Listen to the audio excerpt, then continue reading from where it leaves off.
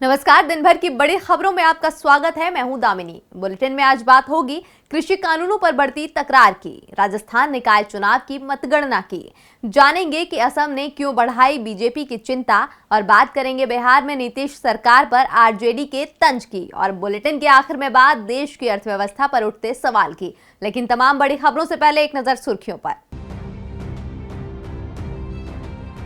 मुश्किल में पड़ी प्रधानमंत्री आवास योजना, 52% तक महंगे हुए गरीबों के लिए बने घर। योजना के तहत मुंबई में आर्थिक रूप से कमजोर लोगों के लिए बनाए जाने हैं 44,276 घर। वित्त मंत्री निर्मला सीतारमण कल से शुरू करेंगी प्री बजट चर्चा। सबसे पहले उद्यमियों से होगा सलाह मशविरा। आम लोगों से भी वित्त मंत्रालय ने मांगे थे बजट पर सुझाव। पश्चिम बंगाल विधानसभा चुनाव की तैयारियों में जुटा चुनाव आयोग। 17 दिसंबर को 3 दिवसीय दौरे पर पश्चिम बंगाल जाएंगे उपचुनाव आयुक्त। विधानसभा चुनाव की तैयारियों का लेंगे जायजा। बंगाल में अगले साल मार्च में हो सकती है चुनाव की घोषणा।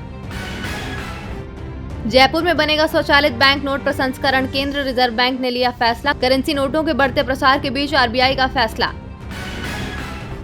और सार्वजनिक क्षेत्र के बैंकों के लिए राहत की खबर, सरकार जारी कर सकती है 14,500 करोड़ रुपए। पंजाब एंड सिंध बैंक को नियामकीय जरूरतों को पूरा करने के लिए 5,500 करोड़ रुपए की आवश्यकता। नए कृषि कानूनों के खिलाफ अन्नदाताओं का आंदोलन तेज होता जा रहा है। तेज होते आंदोलन के बीच अब सरकार की ओर से बातचीत के संकेत मिलने लगे हैं। पहले भी 6 दौर की वार्ता हो चुकी है, लेकिन सवाल वही है कि क्या कोई हल निकलेगा। इसी पर चर्चा करने के लिए हमारे साथ स्टूडियो में मौजूद हैं राजीव जी। बहुत बहुत स्वागत है आपका राजीव जी। लेकिन चर्चा शुरू करने से पहले देखिए हमारी ये रिपोर्ट। सर्दी बढ़ती जा रही है, साथ ही सिंघू बॉर्डर पर अन्नदाताओं का जोश भी बढ़ता जा रहा है। अन्नदाता अड़ गए हैं कि पहले सरकार कृषि कानून रद्द करे, उसके बाद कोई बात होगी। लेकिन सरकार संशोधन तक ही तैयार है। 5 दिन से अन्नदाताओं और सरकार के बीच बातचीत भी नहीं हो रही है। सरकार की कोशिश है कि जितनी जल्दी हो सके ये आंदोलन समाप्त हो। इसके लिए केंद्रीय गृह मंत्री अमित शाह ने मंत्रियों के साथ बैठक की, जिसमें कृषि मंत्री नरेंद्र तोमर भी उपस्थित थे। सरकार की ओर से एक बार फिर बातचीत की कोशिश की जा रही है। दूसरी ओर अन्नदाताओं का समर्थन बढ़ता जा रहा है। पंजाब के डीआईजी लखविंदर सिंह जाखड़ ने अन्नदाताओं के समर्थन में इस्तीफा दे दिया है। उनका कहना है कि वो कृषि कानूनों के खिलाफ शांतिपूर्ण ढंग से प्रदर्शन कर रहे अन्नदाताओं के साथ खड़ा होना चाहते हैं। राजस्थान से भी अन्नदाताओं का सिंघू बॉर्डर पहुंचना शुरू हो गया है, जहां पहले ही पंजाब और हरियाणा के अन्नदाता बड़ी संख्या में बैठे हुए हैं। अन्नदाताओं ने सरकार को सख्त चेतावनी दे रखी है कि यदि विधेयक वापस नहीं हुआ तो कल यानी 14 दिसंबर से आंदोलन तेज किया जाएगा और हर जिले में धरना शुरू किया जाएगा। इस बीच कल भारतीय किसान यूनियन के नेता राजनाथ सिंह से मिलकर उन्हें ज्ञापन सौंपने वाले हैं। अन्नदाताओं ने साफ कर दिया है कि यदि उनकी मांगे नहीं मानी गई और तीनों बिलों को वापस नहीं लिया गया तो वो सिंघू बॉर्डर नहीं छोड़ेंगे। राजीव जी, सरकार एक बार फिर चर्चा को तैयार है, लेकिन क्या इससे कुछ फैसला निकलेगा? क्योंकि अन्नदाता तो साफ कह रहे हैं कि पहले बिल वापस लो, उसके बाद कोई चर्चा करो। इसका समाधान कैसे निकलेगा? क्या सरकार को अन्नदाताओं की मांगों पर विचार नहीं करना चाहिए? देखिए दामिनी, समस्या का हल तो तभी निकलेगा जब सरकार की नीयत समाधान निकालने की हो। अब तक तो यही नजर आ रहा है दामिनी कि सरकार केवल समय बिता रही है ताकि आंदोलनकारियों के हौसले पस्त हो जाएं। अब तक 6 दौर की वार्ता किसान संगठनों और सरकार के बीच हो चुकी है। किसान तो अपनी मांग पहले ही सरकार के सामने रख चुके हैं, लेकिन सरकार सीसॉ के खेल की तरह इस मसले को ऊपर नीचे झुला रही है। कभी किसानों को समझाया जा रहा है तो कभी प्रेस कॉन्फ्रेंस की जा रही है। देश भर में चौपाल लगाने का प्रहसन भी किया जा रहा है ताकि जनता ये समझे कि सरकार किसानों के भले के बारे में कितना सोच रही है। लेकिन सच क्या है ये जनता भी देख रही है। इधर कुछ मंत्रियों और नेताओं के साथ कई मीडिया हाउस किसान आंदोलन को गलत तरीके से पेश करने में लगे हुए हैं। उन्हें देश विरोधी भी बताया जा रहा है। इन तमाम बातों को देखने से सरकार की नीयत समझ में आती है दामिनी कि वो केवल अपनी बात पर अड़े रहना चाहती है और ये चाहती है कि किसी भी तरह किसान झुक जाएं और अपने खेतों को और अपनी मेहनत से उगाई फसलों को उद्योगपतियों के हाथों बेचने के लिए वो तैयार हो जाएं। जानकारी के लिए शुक्रिया राजीव जी। अब बात करते हैं अगली खबर की। राजस्थान में अभी हाल ही में पंचायत चुनाव हुए थे, जिसमें बीजेपी कांग्रेस पर भारी पड़ी थी। लेकिन अब निकाय चुनावों में कांग्रेस ने अपनी उस हार को भुलाते हुए शानदार प्रदर्शन किया है, जबकि बीजेपी तीसरे स्थान पर पहुंच गई है। सबसे चौंकाने वाला प्रदर्शन निर्दलियों ने किया है। तो क्या रहा राजस्थान में हुए निकायों के चुनावों का परिणाम? देखिए हमारी ये रिपोर्ट। राजस्थान में 11 दिसंबर को 12 जिलों की 50 नगर निकायों के लिए मतदान हुआ था। 43 नगर पालिका और 7 नगर परिषदों के 1775 वार्डों के लिए वोट डाले गए थे। 7249 उम्मीदवारों की किस्मत दांव पर थी और आज सभी वार्डों के लिए मतगणना की गई। अब तक 1775 सीटों में से 1478 सीटों के परिणाम सामने आ चुके थे, जिसमें से कांग्रेस को सबसे ज्यादा 530 सीटों पर जीत मिल चुकी है। कांग्रेस का 15 नगर निकायों पर कब्जा तय हो गया है, जबकि कई स्थानों पर कांग्रेस को निर्दलीयों के सहारे की जरूरत पड़ेगी। चुनाव में चौंकाने वाला प्रदर्शन निर्दलीय उम्मीदवारों का है, जिन्होंने बीजेपी को तीसरे स्थान पर भेज दिया है। अब तक 477 सीटों पर निर्दलीय उम्मीदवार चुनाव जीत चुके हैं।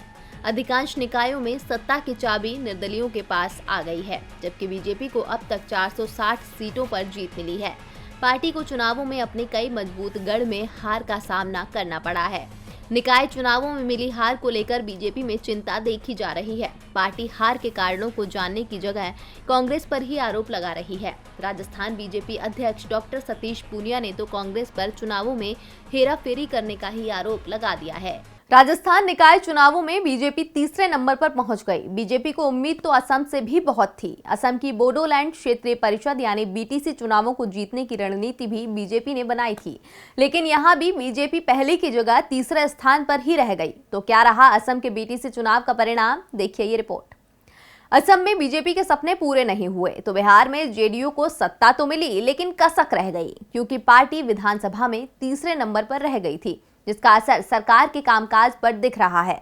और इसे लेकर राष्ट्रीय जनता दल सरकार की घेराबंदी में जुटा है। आरजेडी ने इसे लेकर सरकार पर तंज कसा है। तो क्या है आरजेडी ने, देखिए ये रिपोर्ट। बोडोलैंड के क्षेत्रीय परिषद की सभी 40 सीटों के परिणाम घोषित कर दिए गए हैं। चुनावों में बीजेपी को बड़ा नुकसान हुआ है। बीजेपी को उम्मीद थी कि वो आसानी से बहुमत हासिल कर लेगी। राज्य में सत्ता भी बीजेपी की है और इसी कारण बीजेपी ने अपने गठबंधन सहयोगी बोडोलैंड पीपुल्स फ्रंट यानी बीपीएफ के साथ चुनाव लड़ने से भी इनकार कर दिया था।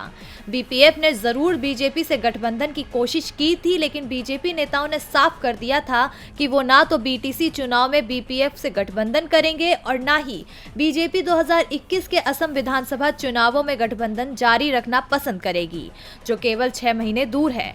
2015 में हुए बीटीसी और 2016 असम विधानसभा चुनावों में बीपीएफ और बीजेपी का गठबंधन था और दोनों ही चुनावों में इस गठबंधन को जीत मिली थी, लेकिन बीजेपी को अकेले चुनाव लड़ना भारी पड़ गया है।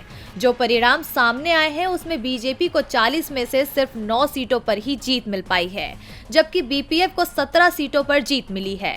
बीपीएफ सबसे बड़े दल के रूप में जरूर उभरी है, लेकिन वो बहुमत से 3 सीटें पीछे रह गई है।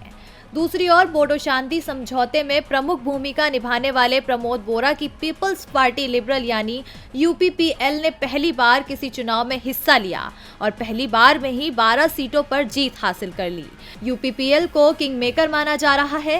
कांग्रेस और इंडिया यूनाइटेड डेमोक्रेटिक फ्रंट यानी एआईयूडीएफ को एक सीट मिली है। आपको बता दें कि असम के उदलगुरी, बाक्सा, कोकराझार और चिरांग जिलों के ट्राइबल बेल्ट को मिलाकर बोडोलैंड टेरिटोरियल काउंसिल यानी बोडोलैंड क्षेत्रीय परिषद का गठन किया गया है, जिसमें 46 सदस्य होते हैं, जिनमें से 6 सदस्य नामांकित किए जाते हैं। यानी चुनाव 40 सीटों के लिए होता है और बहुमत के लिए 21 सीटों की जरूरत होती है। बीटीसी का कार्यकाल 27 अप्रैल को ही समाप्त हो चुका है और पहले 4 अप्रैल को चुनाव कराए जाने की घोषणा हो चुकी थी, लेकिन स्वास्थ्य मुसीबत के चलते इसे टाल दिया गया था। फिलहाल असम के राज्यपाल जगदीश मुखी के नेतृत्व में बीटीसी का कामकाज हो रहा है।